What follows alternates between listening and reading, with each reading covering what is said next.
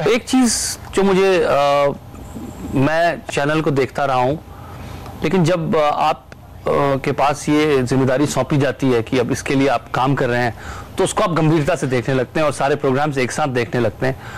और वो लोग एक्चुअली क्या होता है, प्रोग्रामिंग कहाँ से आती है? मेरे हिसाब से कोई भी चीज, जब कोई भी क्रिएटिव प्रोडक्ट होता है, अब ये भी एक क्रिएटिव प्रोडक्ट है, ये समाज से जुड़ा हुआ क्रिएटिव प्रोडक्ट है। इसमें थोड़ी समाज की अभिव्यक्ति होती है और थोड़ी एडिटोरियल की अभिव्यक्ति होती है। जो आपकी जो सोच है वो मुझे पकड़ने की बहुत जरूरत थी। तो मुझे लगा कि जो हमारा देश है, जिस तरह से गुजर रहा है इस वक्त, उसमें एक बहुत उत्साह है और एक तरह का पॉजिटिविज्म है, और उसके जो संकेत जगह जगह देखने को मिलते हैं। जो सक्सेस स्टोरीज आप पढ़ते हैं, छोटे शहरों से लोग आ रहे हैं, यंगस्टर्स जो आज यूथ जो है एकदम से चेंज कर देना चाहता है, सब कुछ बदल देना चाहता है, मूवमेंट्स का पार्ट बन रहा है, वो ये इंतजार नहीं कर सकता कि कभी कुछ होगा और संयोग से कुछ मिल जाएगा मुझे। नहीं, मैं अपनी जो डेस्टिनी है उसका मालिक खुद बनना चाहता हूं, और उस कार को, उस घोड़े को, या जो भी कुछ कहें, उसे खुद चलाना चाहता हूं, और उसे I will drive my own destiny. और वो मैं वक्त से, ये मुझे मत कहिए कि वक्त में पहले कुछ नहीं मिलता, किस्मत से ज्यादा कुछ नहीं मिलता। मैं मानता हूं किस्मत पे, पर मैं किस्मत पे इतना भरोसा नहीं करता, मैं खुद पे भरोसा करता हूं। ऐसे भारत का ये एक उद्घोष वाक्य है, ऐसे भारत का ये सूत्र वाक्य है जो आज स्वयं पर निर्भर है, अपने आप के बारे में विश्वास है उसको। कॉन्फिडेंट इंडिया का स्लोगन मैं इसको मानता हूं। बिल्कुल, आपने जिस नए आत्मविश्वास की बात कही, उसमें पहले जैसे था, हम लोग कहते थे कि ऊपर भगवान के भरोसे और नीचे सरकार के भरोसे। तो अब ये जो पूरी नई पीढ़ी है और जो हमारे नए उद्यमी हैं और ये जो हमारे नए मेहनतकश लोग हैं, अब ये कहते हैं हमको किसी की जरूरत नहीं है, हम तो खुद ही कर लेंगे जी। ये जज्बा कहां से आ रहा है? ये सिर्फ हम लोग कहते हैं, आजकल वो बात करते हैं कि डेमोग्राफिक डिविडेंड के कारण है, या एक बेचैनी के कारण है, क्योंकि हिंदुस्तान के सामने अपॉर्चुनिटी बहुत बड़ी है दुनिया के परिप्रेक्ष्य में, इसलिए उसको पकड़ना है। ये आया कैसे हम लोगों के बीच में? देखिए, कहीं से टपकता तो नहीं है, मुझे लगता है हिंदुस्तान में हमेशा से था। वक्त ऐसा है कि आप उसे परिलक्षित होता देख रहे हैं, वक्त ऐसा है कि आप उसकी अभिव्यक्ति ज्यादा देख रहे हैं, और उस अभिव्यक्ति को अगर काटा पीटा जाए, देखा जाए कि उसके नीचे मूल चीज क्या है, तो शायद उसमें अवसर है। आज अवसर बढ़ गए, हमारी सरकार ने वो अवसर पैदा किए हैं, हमारे समाज ने ऐसा माहौल पैदा किया है, जो विश्व की राजनीति है उसने एक ऐसा माहौल पैदा किया है कि सारी जो कंज्यूमरिज्म कई देशों में जो एक डिक्लाइन है, वो दूसरी तरफ उनकी नजरें जो हैं अब कहीं और जा रही हैं। तो भारत उनमें से एक बहुत बड़ी जगह है जहां पर पूरी विश्व की जो आंखें हैं वो टिकी हुई हैं, आशा से टिकी हुई हैं। तो वो भारत को अवसर भी दे रहा है, विश्व भी अवसर दे रहा है। हमारी राजनीतिक जो परिस्थितियां हैं वो बदल रही हैं, और हम उन अवसरों को लेने के लिए आज ज्यादा तैयार दिखाई देते हैं। और ऐसा नहीं कहा जा सकता लेकिन कि पहले हम लोग हम लोगों के अंदर वो आत्मविश्वास नहीं था, शायद आज अवसर ज्यादा आ गए। बिल्कुल, अभी का जो मौजूदा माहौल है उसमें फिर से थोड़ी सी उदासी, थोड़ी शिकायत, थोड़ी निराशा, थोड़ा क्लेश दुनिया में भी और हिंदुस्तान में भी एक बार फिर से दिख रहा है, जबकि हम सब कहते हैं कि हम तो एक महाशक्ति बनेंगे, एक महान शक्ति बनेंगे। ये अभी की उदासी, अभी की नाराजगी आपको बॉदर करती है? एक चीज समझिए, नेशनलिज्म का मतलब थोड़ा रीडिफाइन हो गया है। आप अपने आप को अलग थलग रखकर नहीं देख सकते हैं विश्व से। एक ऐसा ताना बाना जुड़ गया है जिसमें विश्व की इकोनॉमिक स्थिति, विश्व की जो अर्थव्यवस्था है, वो उसका एक नर्व सेंटर बनता जा रहा है। हिंदुस्तान भी उस नर्व सेंटर का हिस्सा है। आप ये नहीं कह सकते कि वहां कुछ हो रहा है उससे हमें मतलब नहीं, कहीं कुछ विश्व में अगर ठीक नहीं है उससे हमें मतलब नहीं। आज एक उसका कैस्केडिंग इफेक्ट जो होता है वो हम तक पहुंचता है।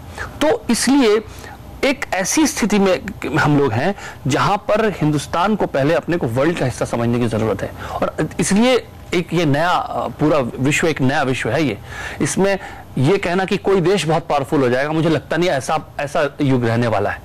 अब या तो हम सब ही गिरेंगे या सभी उठेंगे, क्योंकि साइलोज में और कंपार्टमेंटलाइजेशन ऑफ वर्ल्ड जो था वो शायद अब दीवारें टूट रही हैं, वो बाउंड्रीज ब्लर हो रही हैं और एक दूसरे से हम ज्यादा जुड़ गए हैं। एक दूसरे को अगर हम ज्यादा फायदा पहुंचा सकते हैं तो एक दूसरे को ज्यादा नुकसान भी पहुंचा सकते हैं। बिल्कुल।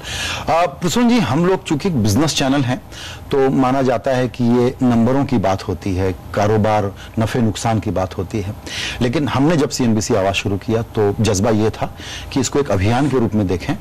लोगों की जिंदगी में जो हो रहा है उसमें हम कोई रोल नहीं प्ले कर सकते, वो अपनी किस्मत, अपनी नियति खुद बना रहे हैं और उस पर वो आगे बढ़ रहे हैं। उस मशक्कत को, उस मेहनत को, उस आत्मविश्वास को, उस सफलता को हम कैप्चर करके इस लाइन के जरिए जो आप हमारे लिए लेके आए हैं उसके जरिए बताने की कोशिश करें।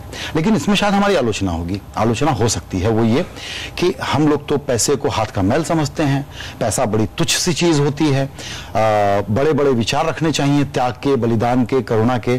पैसों की क्या बात कर रहे हैं आप, भौतिकतावाद की क्या बात कर रहे हैं आप, मटेरियलिस्टिक बना रहे हैं समाज को। CNBC आवाज के लिए जब हम बैठे थे और उसके बारे में सोच रहे थे तो हम उन लोगों के बारे में सोच रहे थे जिन्होंने पैसा मेहनत से कमाया है और उसमें एक तरह का गर्व और उनके चेहरे पर एक संतोष हमें दिखाई दिया। ऐसे बहुत से लोगों के बारे में हम लोगों ने चर्चा भी की कि जो लोग मेहनत से आगे बढ़े हैं, उन लोग बेदाग हैं फिर भी उन्होंने पैसा कमाया है।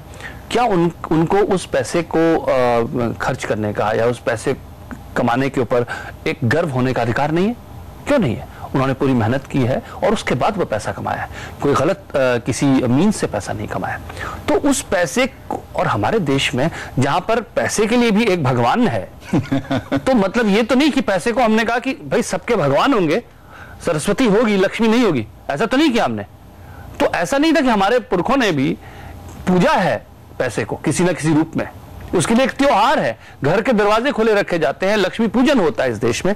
तो ये तो नहीं कह सकते कि हमने शायद कहीं ना कहीं एक तरह की विचारधारा जो पनपी थी वो इसलिए थी कि समाज में जो है एक प्रस्फुटन, एक इस तरह का एक विस्फोट ना हो जाए, एक ऐसा स्थिति ना बन जाए विध्वंसकारी जहां पर पैसा ही सब कुछ हो जाए। तो लोग इसलिए, क्योंकि बहुत बड़ा देश है, सबके पास समान रूप से पैसा हो नहीं सकता, तो एक संतोषम परमम धनम, ये सब बातें, उसमें संतोष में सुख है, ये बात भी साथ साथ कही गई।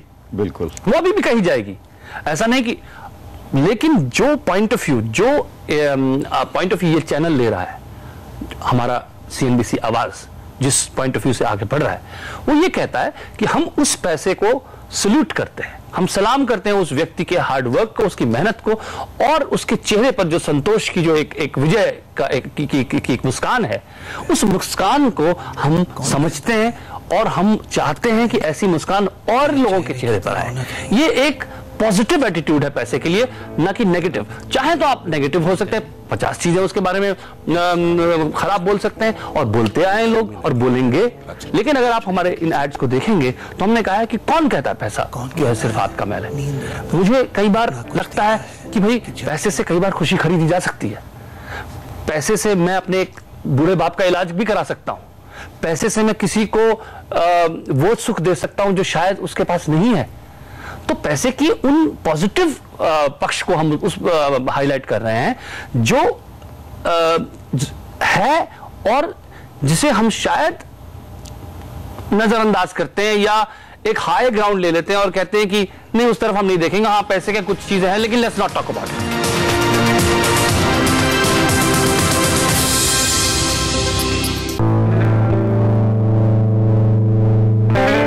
बड़ा अच्छा लगता है ये पैसा।